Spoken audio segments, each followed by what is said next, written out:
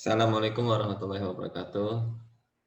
Waalaikumsalam Waalaikumsalam warahmatullahi warahmatullahi wabarakatuh. wabarakatuh. Baik, sebelumnya perkenalkan nama saya Muhammad Fahmi Hidayat, NIM 076. Nah, di sini saya akan mempresentasikan proposal skripsi yang sudah saya buat dengan judul Pengaruh Program Latihan Sirkuit Training terhadap Shooting Power dalam Sepak Bola. Nah, masuk yang pertama bab 1 pendahuluan.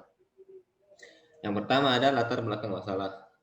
Nah, seperti yang kita tahu saat ini Indonesia merupakan salah satu negara yang tertinggal dalam olahraga sepak bola, di mana Indonesia hanya duduk di peringkat 158 dunia, jauh di bawah negara-negara yang terkenal memiliki akademi sepak bola yang berkualitas seperti Belanda, Spanyol, Inggris, dan lain-lain.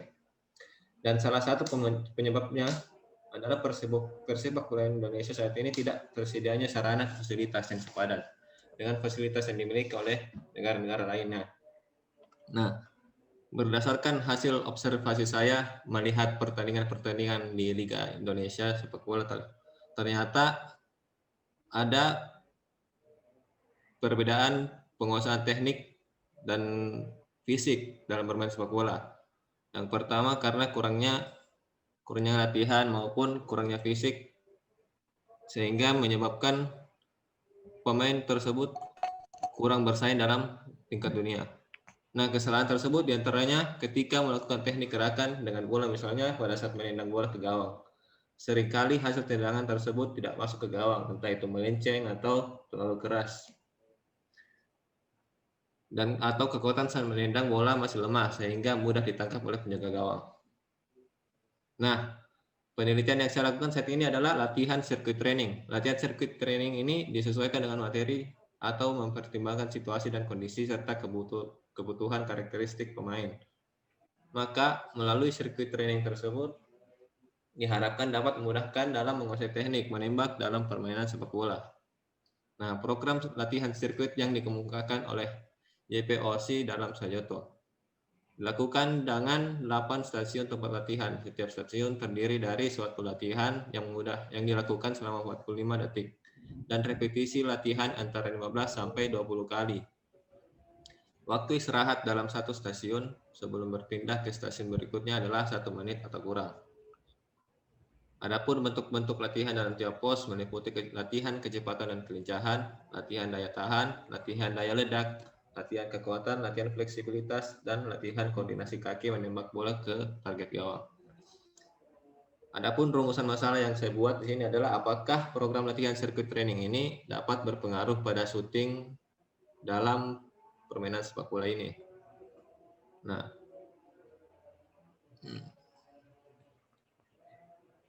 ada yang bab kedua ada kajian teori.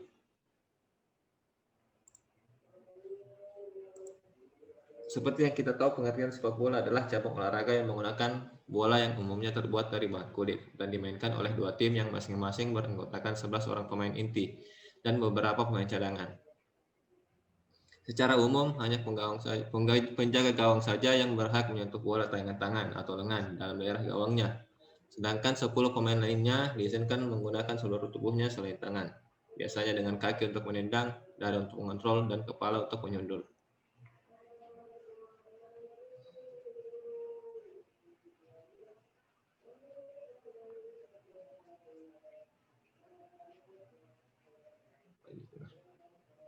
Dan yang kedua ada pengertian sirkuit training. Menurut Suharjana, sirkuit training merupakan bentuk latihan yang terdiri dari beberapa pos latihan yang dilakukan secara berurutan dari pos 1 sampai pos terakhir. Nah, sirkuit training merupakan latihan yang mengombinasikan latihan aerobik dengan latihan kekuatan. Pada umumnya, sirkuit training menggunakan konsep HIIT atau High Intensity Interval Training.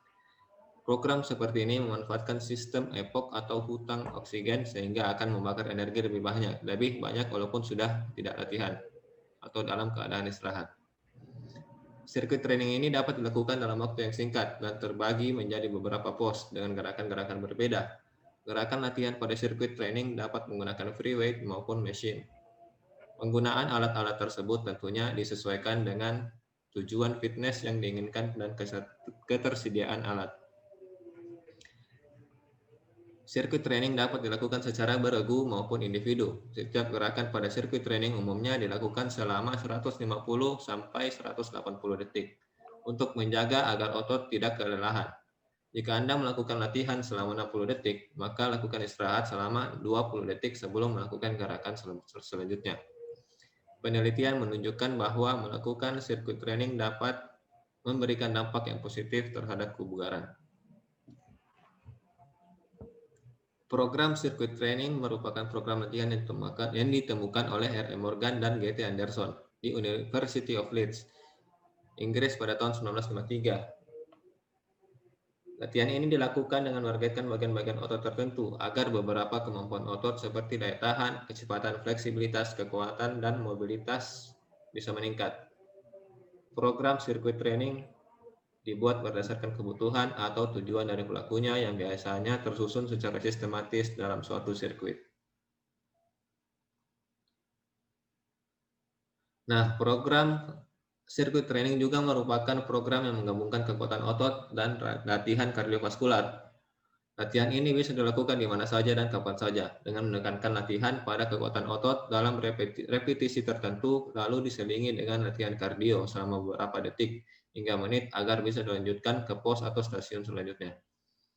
Dalam program latihan sirkuit training ini, digunakan jarak tiap pos 15 detik sampai 3 menit untuk menjaga agar otot tidak kelelahan. Bentuk sederhana dari sirkuit training yang dibuat adalah yang pertama ada lari zigzag, lari sprint, lompat cone, yang keempat ada push up atau sit up dan juga bisa squat. Yang kelima ada lompat kanan kiri dan keenam ada menembak ke gawang.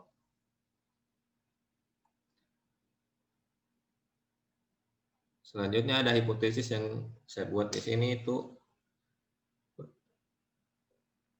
penelitian ini dilakukan guna menguji suatu hipotesis karena merupakan jawaban yang bersifat sementara dari suatu masalah penelitian. Surahmat mengemukakan bahwa suatu hipotesis adalah perkiraan jawaban sementara terhadap problem penelitian. Berdasarkan kerangka pikir di atas, maka hipotesis dalam penelitian ini adalah A0, tidak ada pengaruh yang signifikan dari program latihan sirkuit training terhadap shooting dalam permainan sepak bola, dan H1-nya ada pengaruh yang signifikan dari program latihan sirkuit training terhadap shooting dalam permainan sepak bola. Itulah tadi presentasi yang dapat saya sampaikan. Kurang lebihnya mohon maaf. Assalamualaikum warahmatullahi wabarakatuh. Jika ada pertanyaan boleh ditanyakan. Waalaikumsalam warahmatullahi wabarakatuh. Waalaikumsalam warahmatullahi wabarakatuh. Oke, saya cuma di sini saya ingin memberikan saran aja untuk teman kita Fahmi mengenai cover untuk proposal penelitian ini. Yang pertama dulu untuk nama dosen pengampu, sebaiknya kalau menurut saya dimasukin dosen pengampu di bawah kata-kata diajukan sebagai salah satu syarat untuk memperoleh gelar sarjana, seperti itu. Kemudian untuk ini juga menurut saya mubazir kata gitu di program studi ilmu keolahragaan S1 jurusan ilmu keolahragaan, seperti itu. Karena kita nggak ada program studi hanya untuk jurusan aja, menurut saya langsung aja ke jurusan ilmu keolahragaan Fakultas Ilmu Keolahragaan Universitas Negeri Semarang 2020, seperti itu. Itu yang dapat saya sampaikan. Terima kasih. Mungkin untuk teman-teman yang lain ada pertanyaan atau saran. Perkenalkan, nama saya Sunaja, NIM 62114180077. Ingin bertanya, adakah hubungan antara latihan plyometrik terhadap peningkatan massa otot, khususnya pada bagian tungkai? Terima kasih. Terima kasih. Baik, di sini saya akan menjawab pertanyaan dari Saudara Arjun. Pertanyaannya adalah, adakah hubungan latihan plyometrik terhadap pada massa otot seorang pemain? Nah, seperti yang kita tahu, latihan plyometrik adalah jenis olahraga yang mengharuskan seseorang untuk aktif melompat. Nah, salah satu latihannya adalah yaitu dengan latihan squat jump, dengan latihan squat jam atau lunges jam yang seperti kita ketahui untuk meningkatkan massa otot pada otot tungkai. Nah, tentunya ada hubungannya sehingga dengan seringnya kita latihan pliometrik maka pada massa otot kita juga meningkat sehingga kekuatan otot tungkai kita dapat meningkat juga. Dan pertanyaan ada pula saran dari saudara Dery. Terima kasih untuk sarannya. Sekian dan terima kasih. Wassalamualaikum warahmatullahi wabarakatuh. Assalamualaikum warahmatullahi wabarakatuh. Waalaikumsalam warahmatullahi wabarakatuh. Saya Alvido Brilian Pradana, NIM 62114180988. Di sini saya akan mempresentasikan tentang yang berjudul pengaruh istirahat yang cukup terhadap stamina pada pemain Noci Football Club. Jadi untuk langsung saja untuk ke latar belakangnya. Jadi alasan saya membuat judul ini adalah yang pertama adalah sepak bola adalah olahraga yang paling populer di dunia. Ya, bahkan di Indonesia juga paling populer dan di dunia karena banyak yang gemar dan banyak yang suka. Jadi saya memilih sepak bola. Dan sepak bola ini saat ini masih banyak dimainkan, walaupun dalam masa pandemi saya sering melihat banyak orang yang masih bermain sepak bola. Jadi kenapa saya kaitkan daya tahan dengan sepak bola? Di sini karena saya melihat bahwasannya daya tahan adalah unsur paling penting dalam berolahraga. Bahkan sekelas pemain timnas pun ketika sudah memasuki menit 60 ke atas, staminanya sudah habis atau bisa sering disebut dengan loyo. Jadi alasan itulah yang membuat saya ingin membuat tentang daya tahan pada pemain sepak bola. Tentu dipengaruhi oleh istirahat yang cukup, nutrisi, dan lain-lain. Namun di sini saya lebih fokus untuk ke pengaruh istirahatnya gitu. Jadi jika saya meneliti timnas tentunya saya belum bisa karena harus banyak sekali. Jadi di sini saya melakukan kepenelitian pada ke tim saya sendiri yaitu Noci Football Club. Oke, lanjut.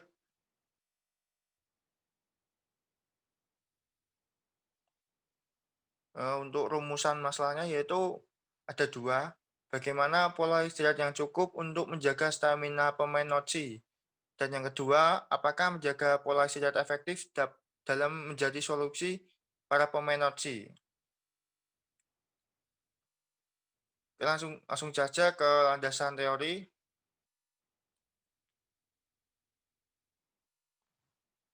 Jadi landasan teori ada daya tahan. Daya tahan menurut para ahli yaitu Sukadianto yaitu kemampuan organ tubuh olahragawan untuk melawan kelelahan selama berlangsung aktivitas olahraga atau kerja dalam waktu jangka lama. Yang kedua menurut Singer itu bahwa individu yang mempunyai daya tahan akan mempertahankan keluaran energi dengan waktu yang lama. Jadi yang kedua ada pengukuran daya tahan. Ada 4 yaitu tes lari 12 menit koper. Yang kedua tes lari 2,4 km. Tes dengan ergo cycle. Dan tes naik turun bangku. Selanjutnya ada faktor-faktor yang mempengaruhi daya tahan. Yang pertama adalah keturunan. Yang kedua adalah jenis kelamin. Tentunya rata-rata pria lebih kuat daripada wanita. Yang ketiga latihan atau exercise. Yang keempat adalah usia. Karena kita semakin tua maka tenaga kita akan semakin lemah gitu. Yang kelima adalah makanan atau nutrisi. Itu sangat penting sekali. Yang keenam adalah aktivitas fisik atau bisa disebut recovery gitu.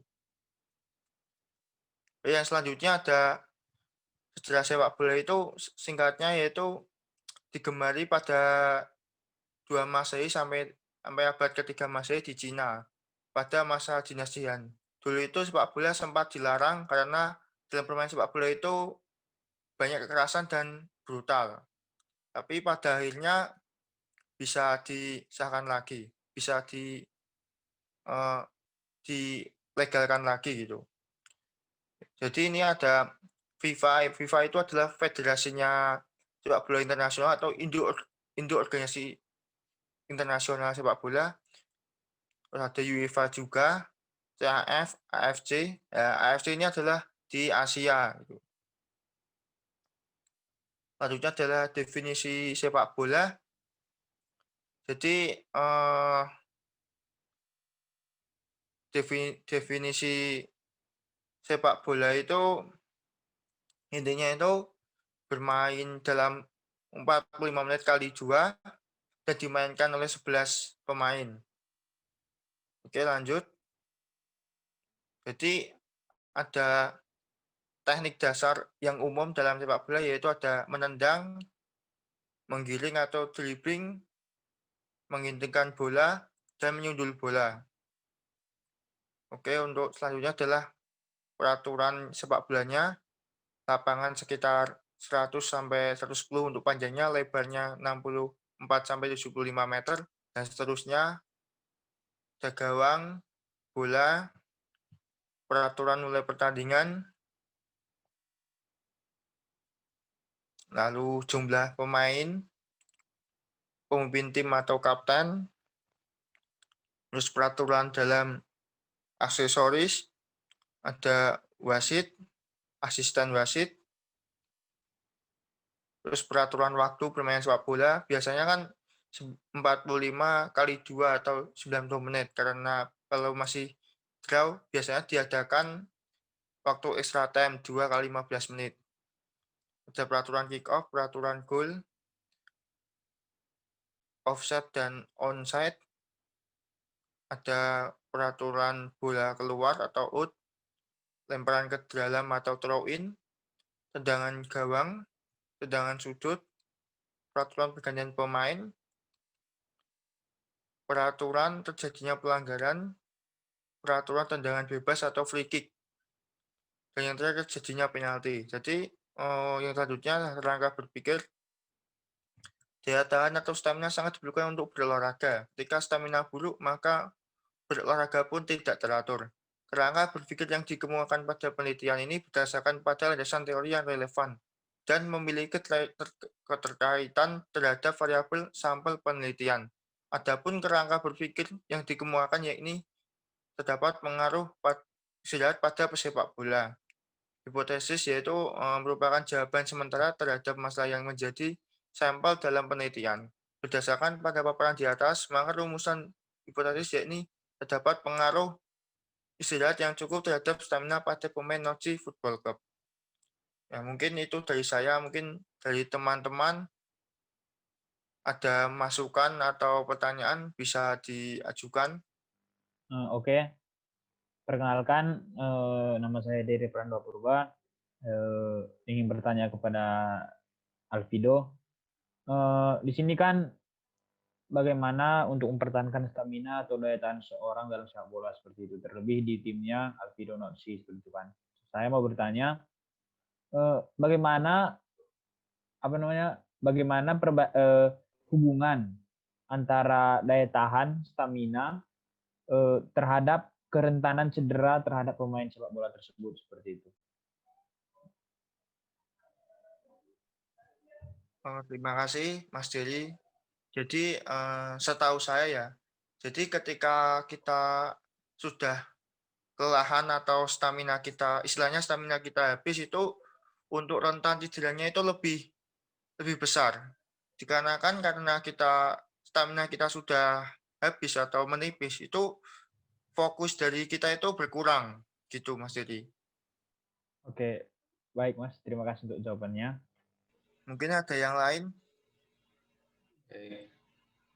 Perkenalkan, nama saya Muhammad Fahmi Hidayat, NIM 076. Saya di sini ingin bertanya, yaitu contoh latihan apa saja yang harus dilakukan untuk tetap menjaga atau meningkatkan stamina pada pemain sepak bola. Oke, terima kasih Mas Fahmi. Jadi setahu saya untuk melakukan latihan daya tahan atau stamina itu hampir sama untuk ketika kita mengetes daya tahannya, seperti tes lari 12 menit koper, tes lari 2,4 km, dan tes dengan ego cycle. Jadi memang daya tahan ini memang cukup unsur yang paling penting menurut saya, karena ketika kita tidak punya daya tahan yang baik, kita akan buyar gitu, fokusnya hilang dan tidak bisa berkontribusi banyak. Dan di sisi lain, daya tahan itu adalah hal yang paling sulit untuk dipertahankan. Jadi misalkan kita jarang berolahraga, pasti ada permasalahan daya tahan kita menurun gitu. Baik, terima kasih. Ada lagi mungkin? Baik, kalau cukup saya tutup. Terima kasih. Wassalamualaikum warahmatullahi wabarakatuh.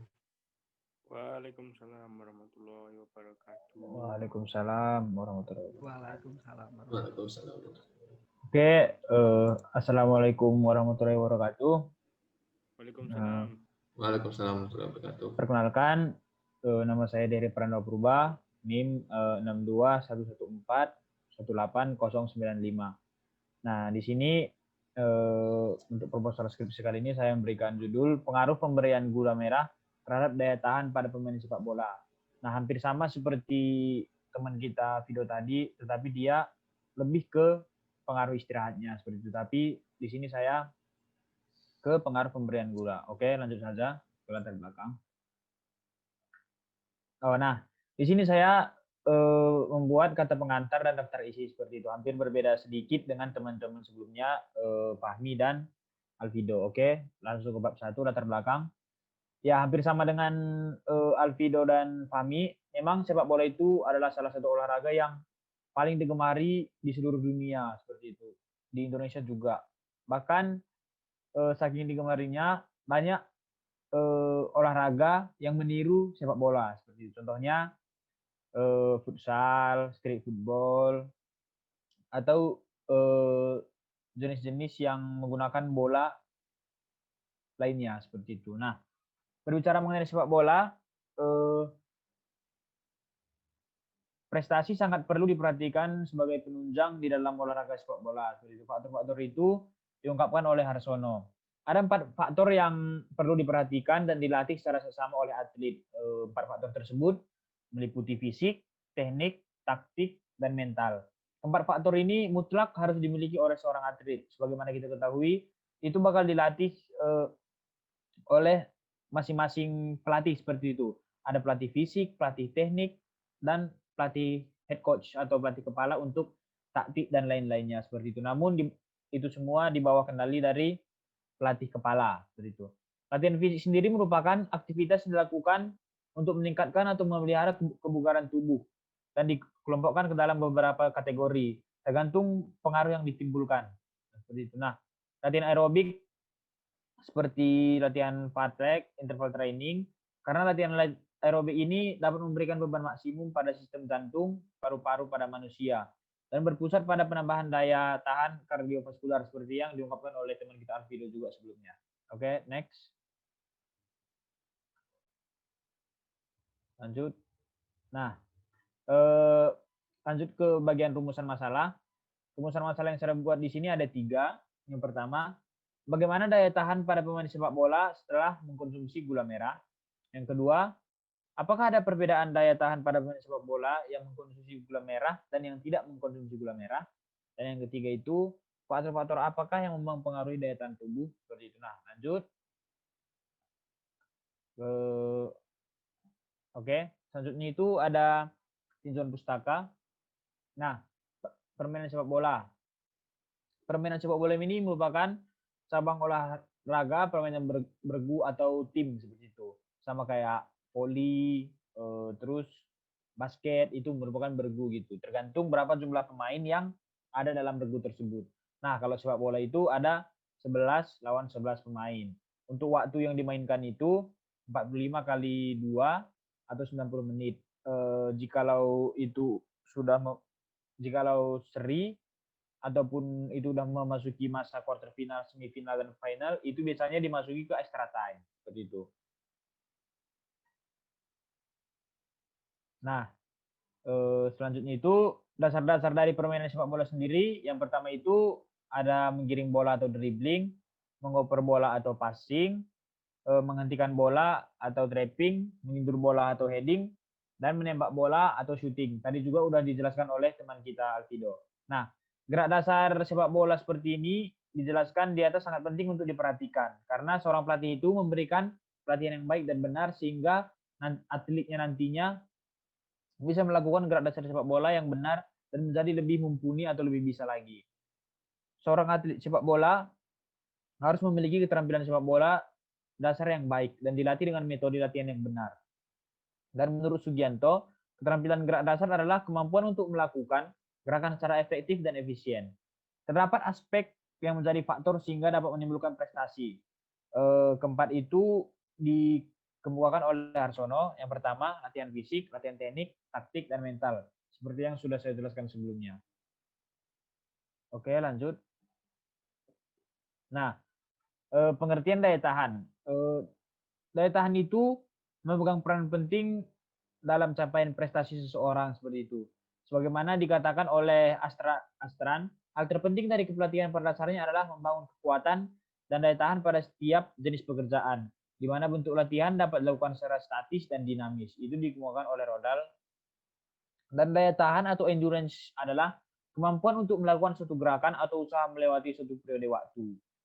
Harsono dalam hal ini mengemukakan bahwa daya tahan adalah keadaan atau kondisi tubuh yang mampu bekerja untuk waktu yang lama tanpa mengalami kelelahan yang berlebihan secara menyelesaikan aktivitas tersebut. Seperti itu. Lanjut. Untuk pengertian daya tahan umum, yaitu kemampuan seseorang dalam mempergunakan sistem jantung, paru-paru, dan peredaran darahnya secara efektif dan efisien. Untuk daya tahan otot atau local endurance, kemampuan seorang dalam mempergunakan ototnya untuk berkontraksi secara terus-menerus dalam waktu yang relatif lama dan beban tertentu. Oke, lanjut. Nah, untuk gula merah itu sendiri akan saya bahas di sini. Gula merah itu adalah pemanis berupa glukosa, fruktosa, sikrosa, dan lain-lain. Dan itu merupakan bagian penyusun dari zat karbohidrat.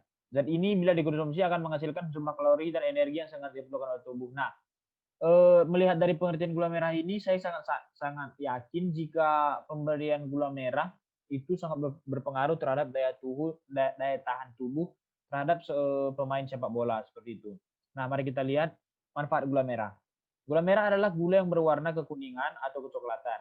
Gula ini terbuat dari cairan nira yang dikumpulkan dari pohon kelapa. Cairan ini dikumpulkan dan direbus. Nah, itulah tahap-tahapannya. Nah, dalam kaitannya dengan daya tahan atlet sama bertanding, maka hal ini salah satu hal yang terpenting untuk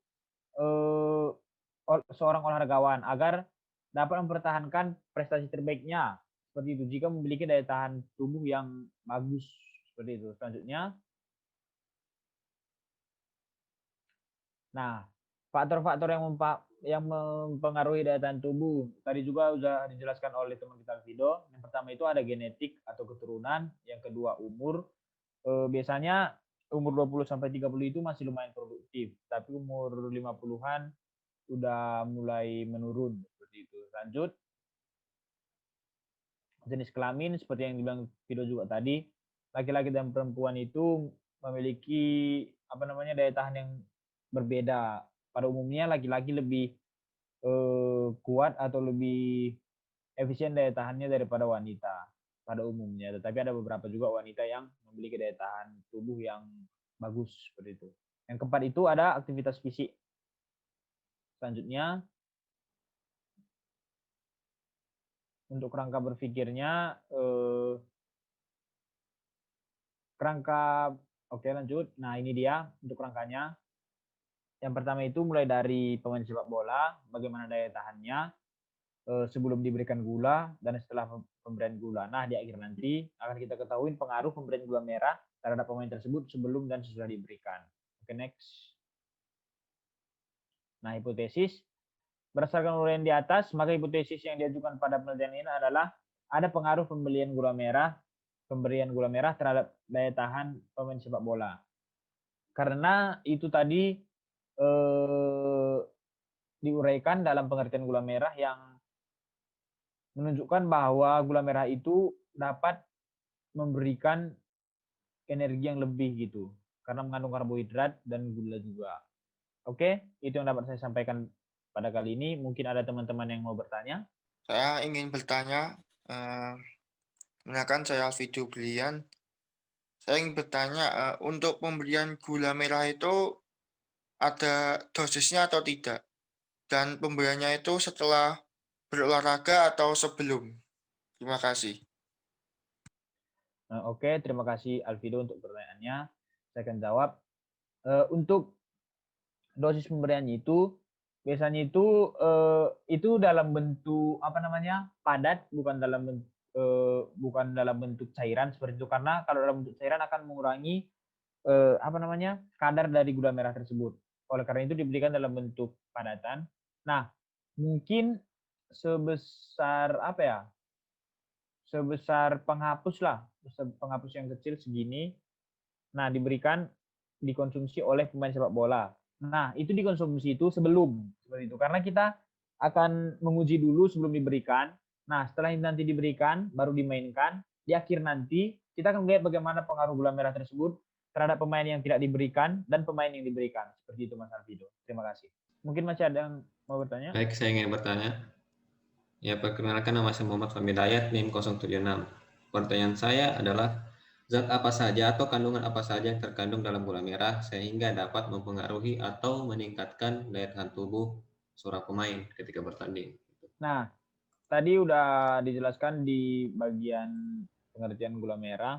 Di situ ada, karena gula merah itu termasuk fruktosa, sukrosa, dan glukosa seperti itu. Dan itu mengandung karbohidrat juga.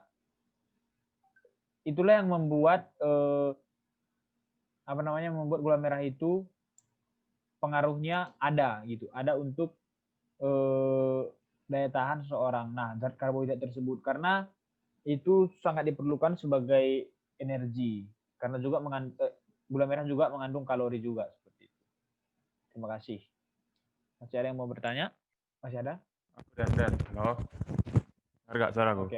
Oke, dengar. Baik, jadi saya mau bertanya kan tadi kan pengaruh gula merah pada stamina kan saat bermain sepak bola. Pada daya tahan tubuh. Jadi yang ingin saya tanyakan, dari segi mana kita dapat melihat kekuatan daya tahan tubuh kita pada saat bersepak bola, dan efek samping apa yang terdapat pada saat kita mengkonsumsi gula merah sebelum bertanding? Terima kasih. Oke, mungkin hampir sama dengan pertanyaan Alfido tadi yang tentang apakah diberikan di awal atau di akhir seperti itu kan. Nah, jadi untuk daya tahan itu sendiri dapat kita lihat nantinya mulai dari menit ke 70 sampai selesainya ataupun di akhir pertandingan nantinya. Faktor kelelahan nanti dapat diukur dengan beberapa cara, mungkin nanti tahap-tahapannya ada lagi di lapangan. Nah, untuk efek samping sendiri, mungkin daya tahan itu menimbulkan kelelahan yang berlebihan jika tidak diberikan energi ataupun kalori yang cukup terhadap seorang pemain seperti itu. Itulah mengapa gula merah dapat membantu sedikit terhadap daya tahan seorang pemain sepak bola seperti itu. Terima kasih. Oke, terima kasih untuk 3 penanya. Mungkin cukup dari saya. Wassalamualaikum warahmatullahi wabarakatuh. Oke, assalamualaikum warahmatullahi wabarakatuh.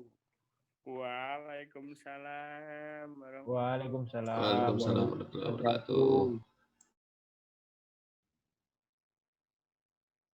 Di sini saya akan mempresentasikan proposal skripsi saya dengan judul Pengaruh Latihan Sirkuit Terhadap Daya Tahan Aerobik dalam Upaya Peningkatan Level VO2 Max pada Atlet Diklat Bintang Bajar. Ini ke bawah nih.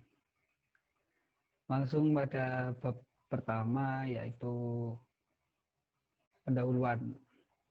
Mungkin sedikit sudah dijelaskan dengan teman-teman saya bertiga tadi. Sepak bola adalah olahraga yang dimainkan dengan 11 orang lalu bertujuan untuk memasukkan bola di gawang masing-masing. Seperti itu. Kenapa saya mengambil tema sepak bola? Karena sepak bola adalah olahraga dengan sejuta umat. Tidak memandang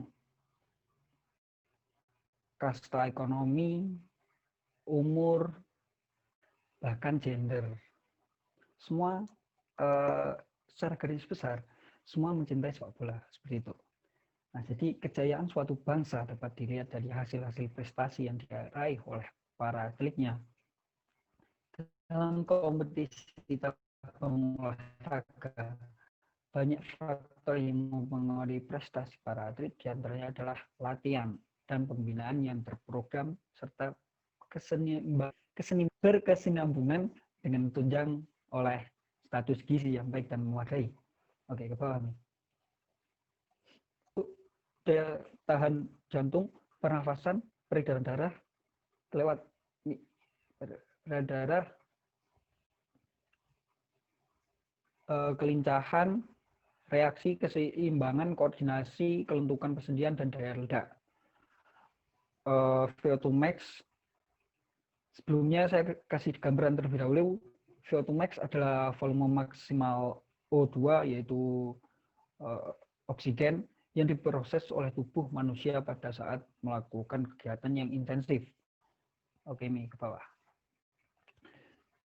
Jadi saya melakukan penelitian di Diklat Bintang Belajar tentunya, yaitu akademi saya dulu, serta banyak pengalaman di bidang olahraga tentunya sepak bola di kancah nasional. Oke, ke bawah nih, langsung rumusan masalah aja.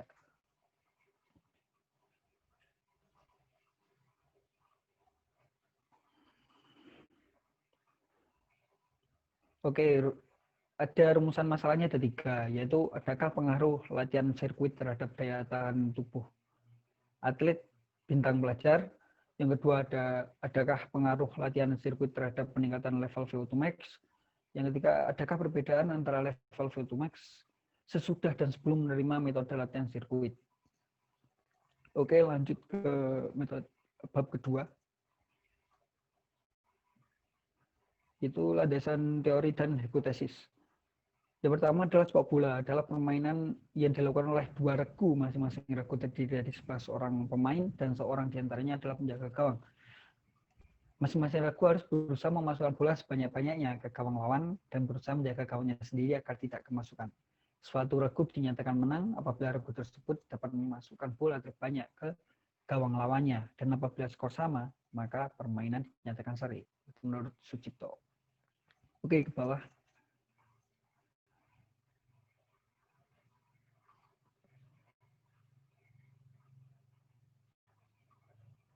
Oke, yang dimaksud dari latihan sirkuit, pengertian latihan terlebih dahulu.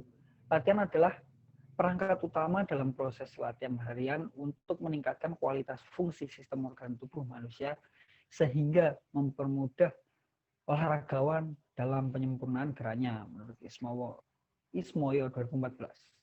Oke, ke bawah lagi. Yang kedua ada prinsip latihan. Berikut ini dibahas tentang prinsip-prinsip latihan yang perlu diperhatikan dalam proses latihan. Prinsip latihan meliputi prinsip beban berlebih atau overload, prinsip spesialisasi atau specialization, prinsip perorangan, individualism, prinsip variasi, prinsip beban meningkat bertahap, prinsip perkembangan multilateral, prinsip pulih asal, prinsip reversibilitas, menghindari beban latihan berlebih atau overtraining, prinsip melampaui batas latihan, prinsip aktif partisipasi, dan prinsip proses latihan menggunakan model. Oke, langsung aja ke bawah nih. Oh, terus.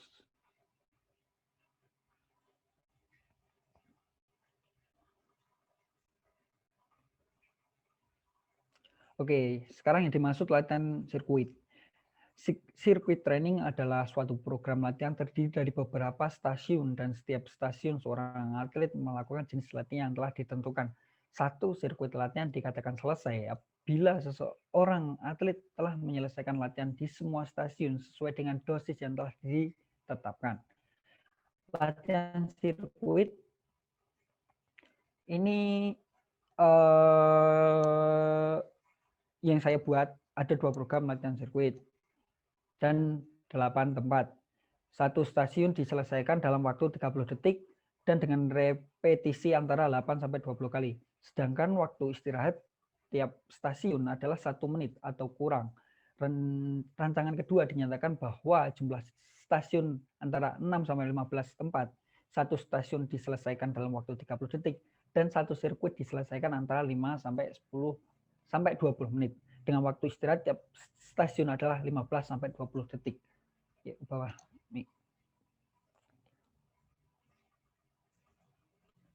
Oke, sekarang pengertian VO2 max. VO2 max dapat disebut juga sebagai suatu tingkatan kemampuan tubuh yang dinyatakan dalam satuan liter per menit atau mililiter per menit per kilogram. Dalam tubuh manusia, setiap sel membutuhkan oksigen.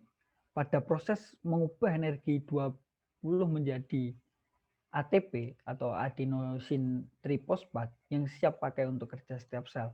ATP tersebut digunakan manusia untuk melakukan kegiatan atau kerja yang bersifat gerak untuk memenuhi kebutuhan hidup sehari-hari. Sedangkan kerja yang bersifat olahraga adalah kegiatan gerak yang dilakukan manusia untuk mencapai prestasi maksimal dalam cabang olahraga yang ditekuni. Bawah lagi nih. Yang keempat ada daya tahan aerobik. Olahraga aerobik atau olahraga dengan fokus oksigen melibatkan kelompok-kelompok otot besar dan dilakukan dengan intensitas yang cukup rendah serta dalam waktu yang cukup lama sehingga sumber-sumber bahan bakar dapat diubah menjadi ATP dengan menggunakan siklus asam sitrat sebagai jalur metabolisme predominan. Olahraga aerobik dapat dipertahankan dari 15 sampai 20 menit hingga beberapa jam dalam sekali latihan.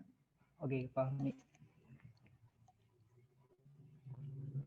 Stop komponen. Jadi ada 10 komponen olahraga. Yang pertama ada kekuatan atau strength, yang kedua ada daya tahan atau endurance, yang ketiga ada daya otot atau muscular power, yang keempat ada kecepatan atau speed, yang kelima ada flexibility, yang keenam ada agility atau kelincahan, yang ketujuh ada koordinasi, yang ke-8 ada balance, yang ke-9 ada akurasi. Apalagi yang ke-10 ada reaksi seperti itu. Oke, bawah. Bentuk latihan sirkuit tadi sudah saya jelaskan, langsung lihat gambarnya aja.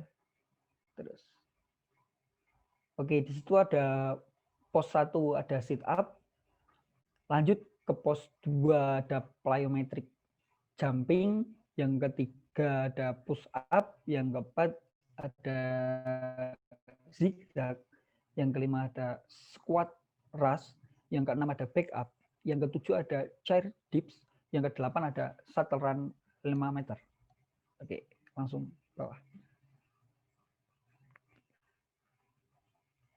Lanjut terus.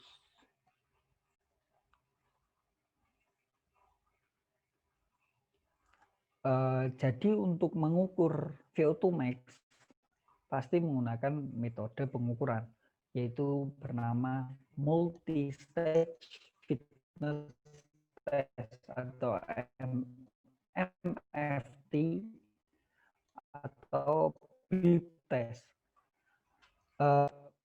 Multi-stage fitness test merupakan fungsi kerja jantung dan paru. Pada awalnya, tes ini merupakan salah satu alat yang digunakan untuk program penelusuran bibit olahragawan di Australia. Berdasarkan hasil penelitian, tes ini memiliki validitas atau kesahihan yang tinggi untuk mengukur seseorang menghirup oksigen secara maksimal dalam waktu tertentu. Tes ini bersifat langsung dan dilakukan di lapangan terbuka dengan panjang lintasan 20 meter dan lebar lintasan 1 hingga 1,5 meter. Untuk setiap sesi testi, 28 tes ini menggunakan serangkaian nada untuk menentukan irama setiap shuttle-nya. Rangkaian nada tersebut berupa nada tut yang telah direkam dan dirangkai secara sistematis dalam kaset dan media penyimpanan lain. Diperlukan stopwatch, alat pencatat, dan daftar tabel konversi hasil lari untuk membantu memudah tes ini. Pada awal tes irama akan berjalan lambat, tetapi secara bertahap irama akan semakin menaik. Seperti itu. Testi akan berhenti apabila tidak mampu lagi mempertahankan ketepatan langkahnya, dan tahap ini menunjukkan tingkat konsumsi oksigen maksimal testi tersebut. Berdasarkan hasil tes ini memiliki validitas yang tinggi untuk mengukur kemampuan seorang menghirup oksigen secara maksimal dalam waktu tertentu. Oke, ke bawah. Lanjut. Oke, langsung ke hipotesis saja. Secara etimologis, hipotesis berasal dari dua kata, hipo yang berarti kurang dari, dan tesis yang berarti pendapat. Jadi hipotesis merupakan suatu pendapat atau kesimpulan yang belum final, yang harus diuji kebenarannya. Hipotesis merupakan suatu pernyataan sementara yang diajukan untuk memecahkan suatu masalah atau untuk menerangkan suatu gejala. Dari hasil analisis kerangka berpikir terkait dengan metode latihan sirkuit training pada atlet diklat bintang pelajar, hipotesis yang dapat dirumuskan dalam penelitian ini ialah ada pengaruh metode latihan sirkuit training terhadap daya tahan aerobik pada atlet diklat bintang pelajar dalam upaya peningkatan level VO2 max. Seperti itu. Oke, saya rasa cukup untuk presentasinya. Mungkin ada pertanyaan dari teman-teman. Saya persilahkan. Oke, saya ingin bertanya. Saya Alfidu. Jadi yang ingin saya tanyakan kepada Mas Arjun yaitu untuk standar VO2 max pada atlet sepak bola itu berapa, Mas Arjun? Oke. Mungkin yang lain bisa lanjut terlebih dahulu. Ya, mau bertanya. Ya. Itu apa namanya? Selain BIP test itu program latihan apa tadi? Sirkuit training yang efektif tuh apa ya, Mas Arjun? Untuk meningkatkan VO2 max. Terima kasih. Oke. Yuk, yang lain masih adakah? Saya dari Rando Purba, saya mau bertanya lebih ke VO2 max-nya untuk untuk rentang usia itu saya ingin bertanya apakah ada perbedaan latihan untuk peningkatan VO2 max pada setiap usia, contoh pada usia anak-anak, remaja, dan dewasa seperti itu. Bagaimanakah perbedaan latihan untuk peningkatan VO2 max pada tingkatan usia tersebut? Terima kasih. Oh ya, makasih. Masihkah ada?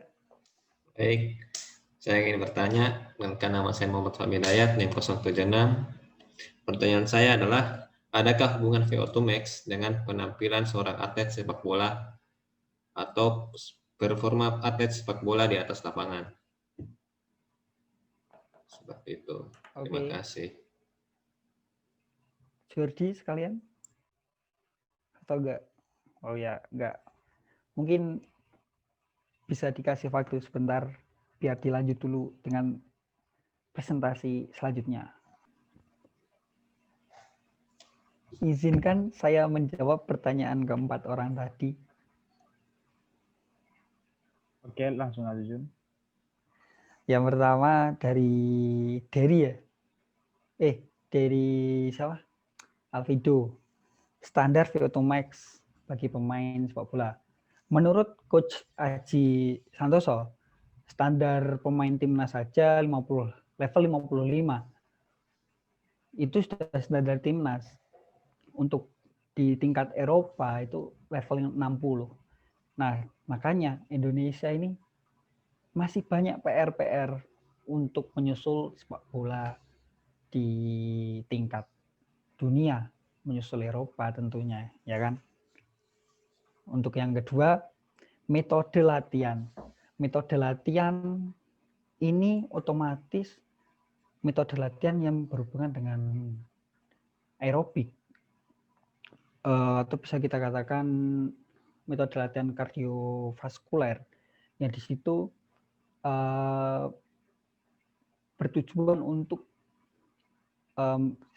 seperti menambah kekuatan memompa jantung, seperti itu. Untuk contoh olahraganya ada renang, jalan cepat, jogging, bersepeda, seperti itu. Intinya itu latihan aerobik itu yang tingkat rentang waktunya lama, tapi repetasinya itu intensitasnya itu diperkecil, seperti itu. Untuk yang ketiga, perbedaan latihan untuk anak-anak, ya Mas dari VO2 Max. Nah, perbedaannya itu di mana? Otomatis sesuai target, maupun anak-anak kalau targetnya misal Danone Cup tingkat dunia, latihan tetap harus digenjot. Pelatih tetap bisa memikirkan dosis latihan. Yang pertama ada intensitas, yang kedua ada repetisi, yang ketiga ada rentang waktu. Seperti itu. Nah, setiap perbedaan kelompok umur, otomatis targetnya itu sudah berbeda. Dan dosis latihannya pun sudah berbeda. Seperti itu. Untuk yang keempat, hubungan antara apa tadi Mi? Ulangi Mi. Hubungan antara hubungan VO2 Max dengan penampilan seorang atlet di atas lapangan. Nah, jawabannya yaitu kita tahu pada 4 aspek wajib untuk menjadi seorang atlet sepak bola, seperti yang dari omongkan tadi, ya kan. Yang pertama ada taktik, teknik, fisik, mental. VO2 Max tergabung di aspek fisik. Otomatis VO2 Max ini menunjang performa. Ketika 4 ini tercukupi, pemain akan melakukan instruksi pelatih dengan baik. Ketika fisik ini kendor, ketiga aspek ini bakalan kendor juga. Jadi 4 aspek ini memang kompleks, di mana satu dengan yang lain itu berkaitan, seperti itu. Terima kasih telah mendengarkan jawaban dari saya. Semoga bermanfaat bagi kita semua. Terima kasih. Oke, selamat malam semuanya. Assalamualaikum warahmatullahi wabarakatuh. Waalaikumsalam. Waalaikumsalam. Baik. Jadi pada proposal skripsi yang saya buat, saya mengambil judul yaitu pengaruh latihan zigzag menggunakan metode interval dan metode repetisi terhadap kelincahan pemain sepak bola. Baik, lanjut Mi.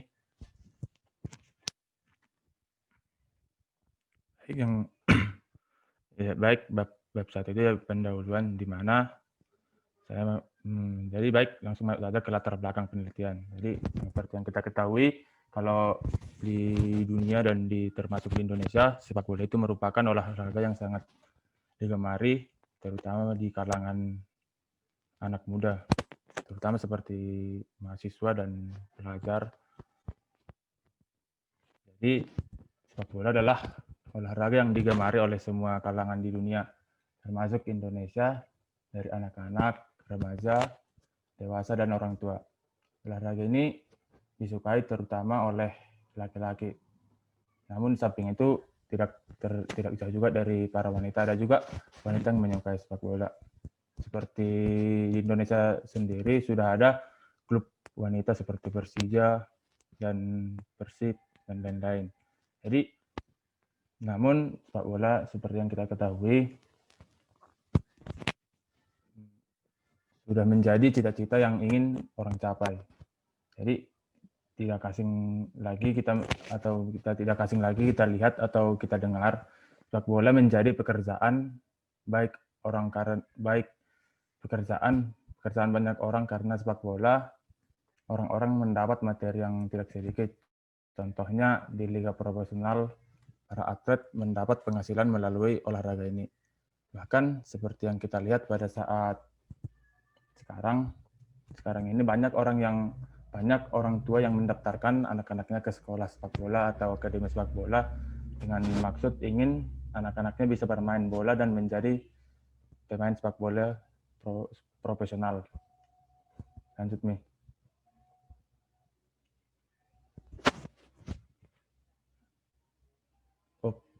Ke atas sedikit.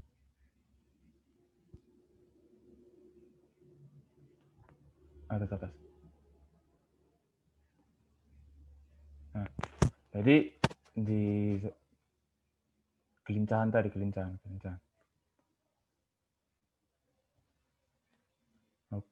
Nah,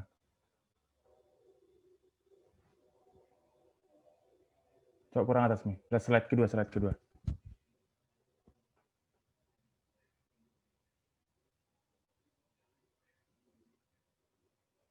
Nah, stop.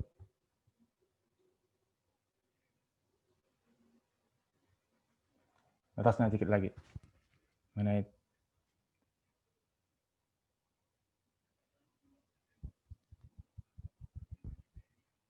Nah, jadi untuk dapat bermain bola dengan baik, pemain harus mempunyai kemampuan teknik dasar sepak bola. Jadi ada beberapa teknik dasar. Jadi teknik dasar bola yang perlu dimiliki pemain sepak bola adalah yang pertama itu menendang, menghentikan bola, menggiring bola, menyundul bola, merampas. Jadi merampas ini dapat kita artikan dengan tackling. Baru lemparan ke dalam dan menjaga gawang. Jadi teknik-teknik dasar tersebut sudah harus diberikan sejak usia dini. Jadi tidak hanya teknik dasar, pemain juga harus mempunyai kondisi fisik yang prima. Dengan kondisi yang prima, atlet akan bisa bermain dengan baik selama 2 kali 45 menit dalam satu pertandingan. Kadang banyak sekali atlet yang mengesampingkan kondisi fisik ini. Padahal dengan kondisi yang prima, performa atlet akan baik di dalam lapangan.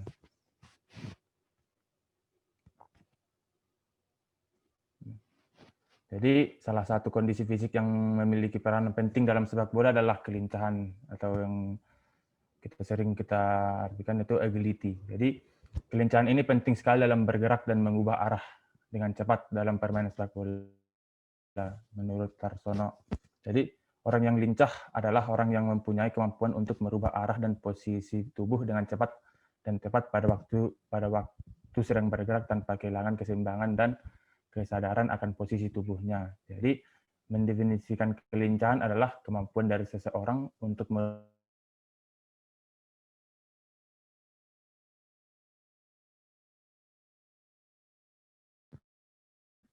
dan arah secepat mungkin sesuai dengan situasi yang dihadapi. Bola dari mana? Di mana kelincahan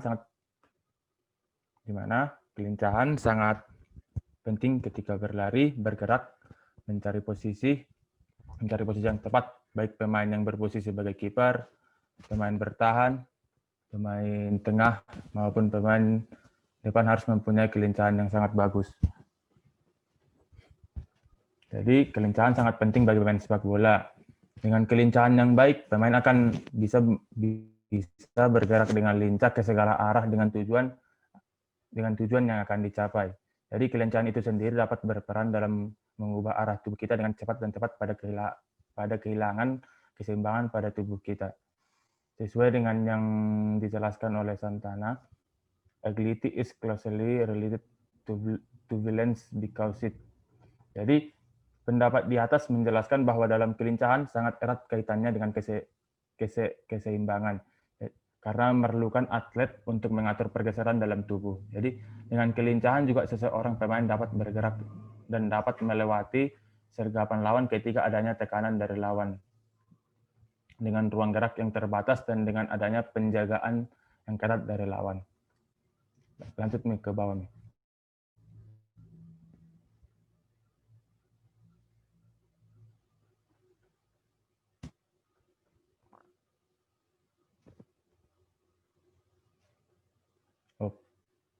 Jadi, rumusan masalah berdasarkan latar belakang di atas, rumusan masalah dengan penelitian ini adalah yang pertama itu, apakah bentuk latihan zigzag dengan metode interval memberikan pengaruh yang signifikan terhadap kelincahan pemain sepak bola? Yang kedua, apakah bentuk latihan zigzag dengan metode repetisi memberikan pengaruh yang signifikan terhadap kelincahan pemain sepak bola? Jadi yang ketiga atau yang terakhir, apakah terdapat perbedaan pengaruh yang signifikan pada bentuk latihan zigzag dengan metode interval dan bentuk latihan zigzag dengan metode repetisi terhadap kelincahan pemain sepak bola? Lanjut nih, bab kedua.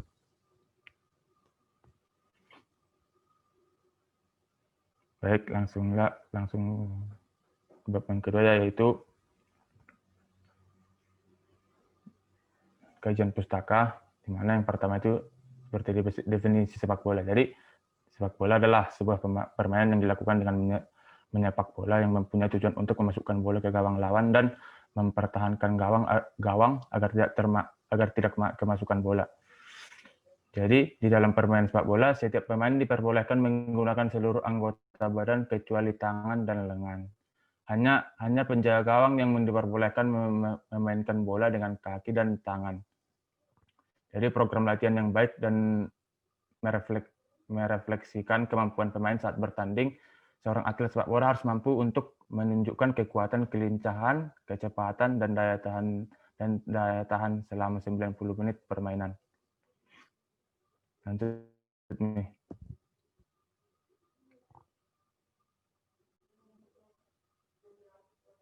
Baik.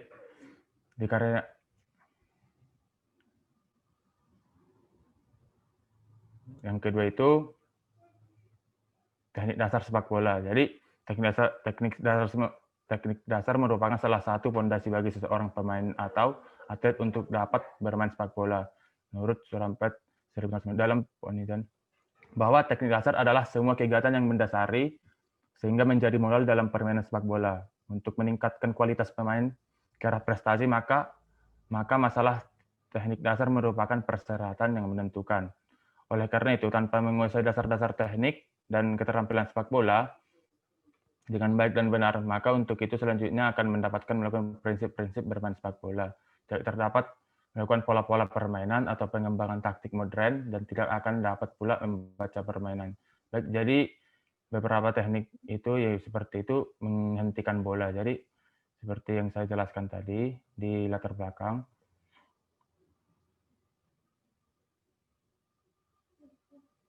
Yang pertama itu ada menghentikan bola, menyundul bola, menggiring bola, menendang bola, dan baik. Yang ketiga itu karakteristik pemain sesuai dengan tingkat usia. Jadi di tingkat usia yang 5 sampai 8 tahun, pada tingkat usia ini anak-anak tidak memiliki kemampuan yang sama seperti orang dewasa. Mereka memahami dunia dengan pemahaman yang berpusat pada diri sendiri. Bagi anak-anak yang mengalami kebersamaan dan berhubungan dengan teman-temannya masih sangat berpengaruh. Jadi pengertian pada perasaan dan pikiran orang lain masih sangat rendah dalam rangka menolong anak-anak membantu. Jadi pada usia 5 tahun sampai 8 tahun, sifat ego masih besar di mana ingin menjadi seperti jagoan, seperti itu. Baik, yang kedua itu ada tingkat dasar atau usia 9 tahun sampai 12 tahun. Pembinaan yang sesuai dengan karakteristik perkembangan pemain saat disarankan, begitu juga dalam proses pembinaan pemain tingkat dasar. Jadi pada usia 9 sampai 12 tahun ini mungkin di sini kita akan mengetahui seorang anak yang bermain sepak bola, akan kita lihat bagaimana dia akan berproses untuk menjadi seorang pemain profesional dan membentuknya. Jadi pada saat usia 19 sampai 12 tahun ini kita akan melihat perkembangannya dalam bentuk cara mengoperasikan suatu atau membagi bola dalam sebuah pertandingan, seperti itu. Mungkin saya akan menambahkan di sini mulai tingkatan umur 15 tahun sampai 20 tahun. Jadi pada umur itu mungkin kontrol yang kurang ya pada seorang pemain. Jadi pada saat bermain masih ada sifat untuk menjadi seperti gimana ya, jagoan seperti itu. Mungkin tidak tidak percaya diri atau tidak percaya kepada teman sendiri pada usia 15 tahun sampai 20 tahun. Jadi sehingga sering terjadi pada usia 15 sampai 20 tahun itu sering terjadi penurunan permainan. Baik, yang terakhir itu ada hipotesis.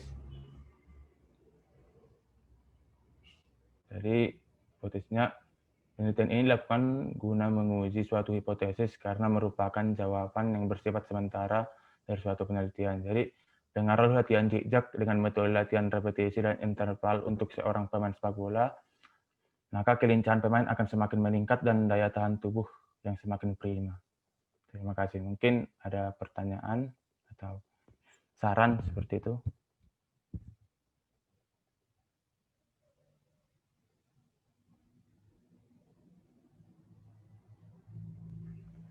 Izinkan saya bertanya, Mas Jordi.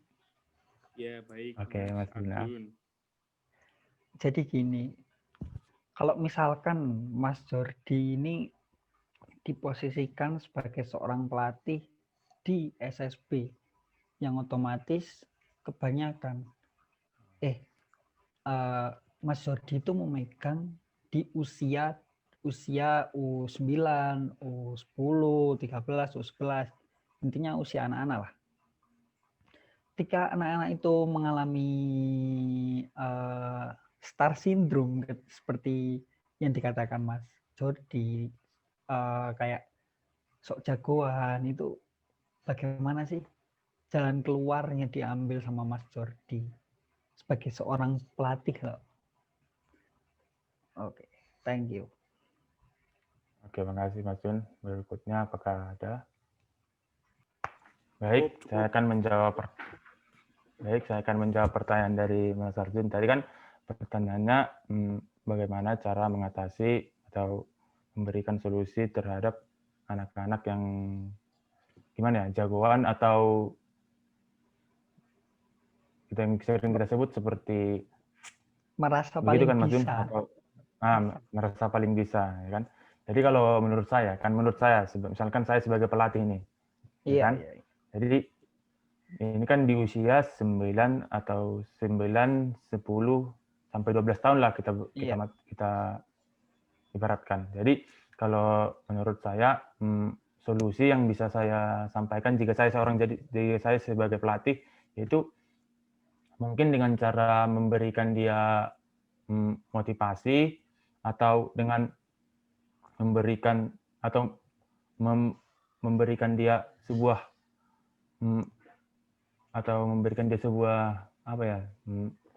sebuah pertandingan seperti itu, yang dimana dalam pertandingan itu terjadi kerjasama tim, jadi sehingga dapat dia dicerna seorang anak ini agar dapat percaya diri terhadap. Mungkin juga kalau seorang anak itu yang merasa sok bisa atau jagoan, mungkin karena dia juga kurang percaya diri terhadap temannya sendiri. Jadi misalnya kan seperti misalkan dia seperti mungkin 3 bisa saya lewati nih, kalau bawa bola dia kan misalnya mungkin 3 orang bisa saya lewati, padahal itu di luar ekspektasi dia. Padahal ada temannya yang lebih dekat, atau jadi kalau menurut saya mungkin itu dia kurang percaya diri. Jadi solusi yang tepat untuk itu mungkin dia diberikan pencerahan dan diberikan sebuah pertandingan atau menonton sebuah pertandingan di mana pada pertandingan itu terjadi sebuah kerjasama tim, begitu Mas Jun. Kalau menurut saya, jika saya sebagai pelatih gitu. Oke, terima kasih. Ya, selamat malam teman-teman. Assalamualaikum warahmatullahi wabarakatuh. Waalaikumsalam warahmatullahi wabarakatuh. Baik, di sini saya proposal skripsi saya yaitu pengaruh latihan jog and street terhadap peningkatan VO2max pada permainan futsal tim PCKG FC Semarang.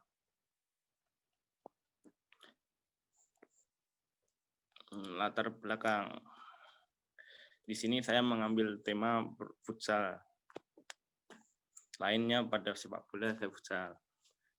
Futsal adalah olahraga yang digemari oleh semua kalangan, selain sepak bola. Terus futsal tidak hanya sekedar hobi, tapi di sini juga bisa menjadi ladang untuk berprestasi. Tidak sedikit orang memilih futsal untuk berprestasi, ketika di sepak bola tidak memiliki peluang untuk berprestasi. Jadi misal kita sepak bola luput gitu, ya kita bisa mencari peluang di futsal. Banyak kok event-event futsal yang ada di kota, provinsi atau nasional hingga internasional. Sebagai contoh event futsal yang ada di Indonesia, daerah misal ada Porda, Porprov, PON gitu. Hingga kalau internasional bisa AFF, AFC atau World Cup. Seperti itu ya, tidak kalah dengan sepak bola. Terus lanjut aja Mi. Sampai itu aja, naik dikit, naik dulu. Naik dikit lagi. Ya, itu aja. Salah satu kondisi fisik yang memiliki peranan penting dalam futsal adalah daya tahan atau endurance. Di sini daya tahan endurance dari futsal, perbedaan dari futsal sama sepak bola berbeda. Kalau di sepak bola mungkin masih bisa masih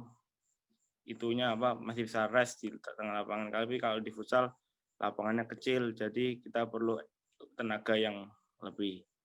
Daya tahan termasuk dalam salah satu komponen kesegaran jasmani. Tanpa daya tahan yang baik, seorang atlet tidak dapat mengeluarkan kemampuan dengan maksimal. Jadi di sini daya tahan sangat penting, karena kalau ingin menunjukkan kemampuannya harus memiliki daya tahan yang baik. Mengenai hal ini, komponen fisik yang diperlukan dalam cabang olahraga futsal antara lain kekuatan, daya ledak, daya tahan, kelenturan, dan kelincahan. Lanjut aja, Mi. Oh ya, di sini naik dikit, Mi.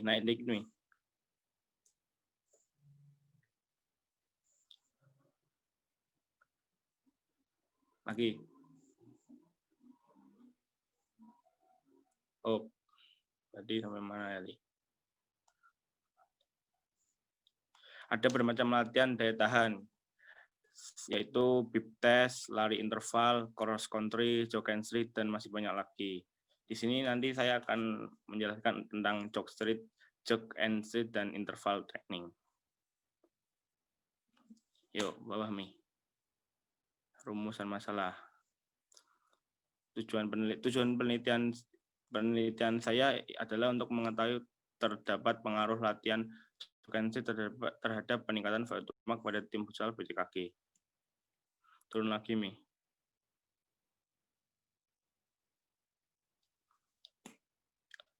Ini aja kajian teori. Pengertian dari futsal. Futsal adalah permainan bola yang dimainkan oleh dua tim, masing-masing beranggotakan 5 orang. Ya, tujuannya sama seperti sepak bola, memasukkan bola ke gawang lawan. Terus, menurut Justin Laksana 2011, futsal adalah permainan yang sangat cepat dan dinamis. Dari segi lapangan yang relatif kecil, hampir tidak ada ruang untuk membuat kesalahan.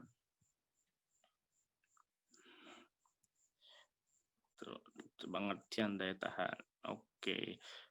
Pengertian daya tahan menurut Anarino 1976. Daya tahan adalah hasil kemampuan individu untuk memelihara gerakannya dan kurun waktu tertentu. Dan menurut Johnson 1986, daya tahan otot ditunjukkan oleh lama waktu durasi otot dapat bertahan dalam melakukan usahanya. Dari beberapa definisi yang dikemukakan oleh para ahli, maka disimpulkan bahwa daya tahan adalah kemampuan otot untuk melakukan kontraksi secara berulang-ulang dan dalam jangka waktu yang lama tanpa merasakan kelelahan. Semakin lama intensitas dan durasi yang bisa dilakukan seorang, maka semakin tinggi daya tahan tubuhnya. Turun, Mi. Daya tahan kardiovaskuler. Menurut Budiwanto mengatakan daya kardiovaskular didefinisikan sebagai kemampuan paru, jantung, dan pembuluh darah untuk menyampaikan sejumlah oksigen dan zat-zat gizi kepada sel-sel untuk memenuhi kebutuhan aktivitas fisik yang berlangsung dengan waktu yang lama.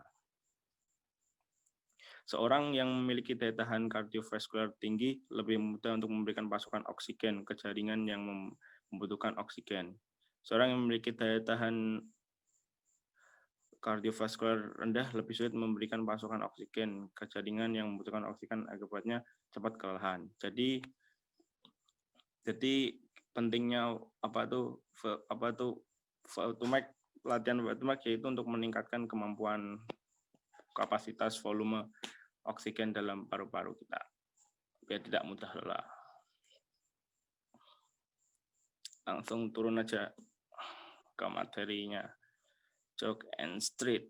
Jog and street adalah latihan interval running dengan jarak tertentu dengan kurun waktu yang cepat dengan kecepatan lari 70-80% mengelilingi lintasan.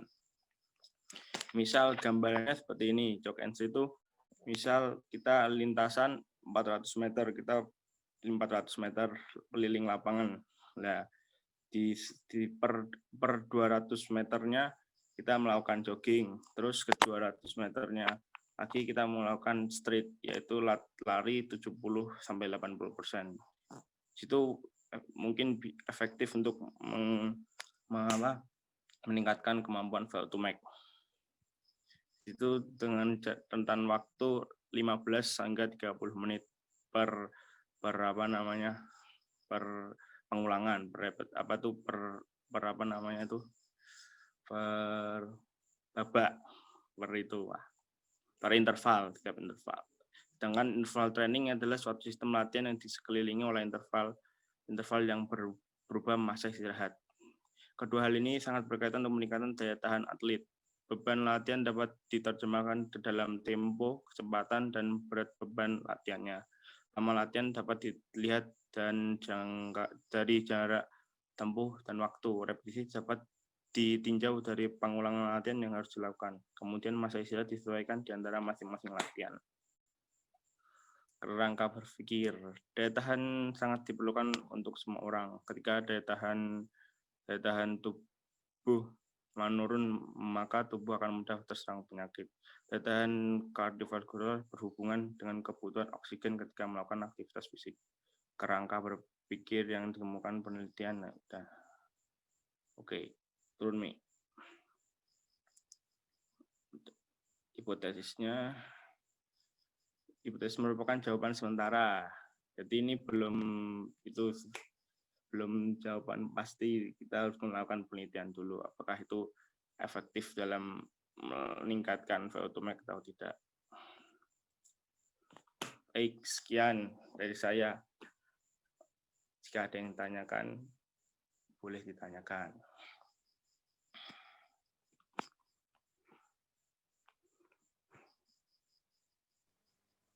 Oke, sini saya dari Pernah Purba yang bertanya mengenai jog and street terhadap peningkatan VO2max seperti itu, tapi di futsal. Nah, tadi Arjun menjelaskan bahwa VO2max maksimal pemain timnas, tapi sepak bola di Indonesia dengan Eropa itu seorang pemain timnas saja masih jauh gitu dengan pemain Eropa. Nah, bagaimana dengan futsal seperti itu? Bagaimana Kak? Kan kalau di futsal di Asia Tenggara bahkan Asia juga, Indonesia lumayan juga menurut saya seperti itu. Apakah untuk latihan jog and street di Indonesia bagaimana perbandingannya dengan di luar Indonesia gitulah, bukan di Eropa tapi di luar Indonesia, baik itu di negara lain yang udah maju misalnya ataupun di Eropa juga bisa juga sih seperti itu. Bagaimana perbedaannya gitu. Terima kasih. Baik. Ada yang bertanya lagi? Enggak ada? Langsung aku jawab aja ya. Jadi gini, Der. Mungkin kan setiap pelatih gitu kan memberi materi kan diri sendiri. Pelatih fisiknya kan mungkin di Indonesia melakukan pelatihan seperti ini, latihan apa untuk meningkatkan kemampuan VO2 max. Jadi perbedaannya sih kalau di sepak bola kan pergantian kan tidak bisa tidak bisa kayak berulang di ya. futsal. Ya, kalau di futsal kan kita bisa misal hanya main 1 menit, 2 menit, nanti kita ditarik ganti, nanti main berapa menit lagi bisa ganti lagi tuh loh. Apa tuh Der? Jadi enggak apa? Jadi kalau dari kemampuan fisiknya sih harusnya bisa sama, tergantung kekuatannya orangnya masing-masing dan program latihannya sih. Seperti itu. Jadi makanya yang membedakan dari sepak bola sama futsal di situnya, kemampuan fisiknya sih. Apa tuh Der? Mungkin di situ. Oke, terima kasih Ilham. Thank you. Ya. Baik, saya kembalikan ke Fahmi sebagai moderator. Ya, terima kasih kepada teman-teman yang sudah berpresentasi. Sekian. Wassalamualaikum warahmatullahi wabarakatuh. Waalaikumsalam warahmatullahi wabarakatuh. Waalaikumsalam warahmatullahi wabarakatuh.